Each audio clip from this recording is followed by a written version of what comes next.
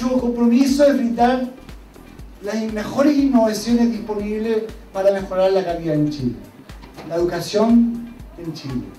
Y lo que vamos a mostrar ahora en un pequeño recorrido es que sí realmente se puede.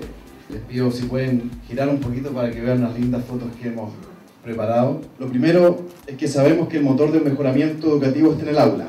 El segundo elemento es que nos hemos concentrado en seleccionar y desarrollar soluciones que aprovechan las oportunidades que las tecnologías pueden aportar. Y el tercer elemento es que apostamos al desarrollo de la capacidad local en sus diferentes niveles. Porque no se trata solo de tener la pizarra digital, sino que se trata de que de verdad se use, que haya los programas adecuados para cada uno de los cursos y que los profesores lo incorporen a la manera en que ellos pasan la materia y los alumnos realmente lo hagan propio. Gracias a Arquimed por lo que están haciendo por la educación chilena y instarlos verdaderamente a seguir adelante y abarcar cada vez más escuelas y más profesores.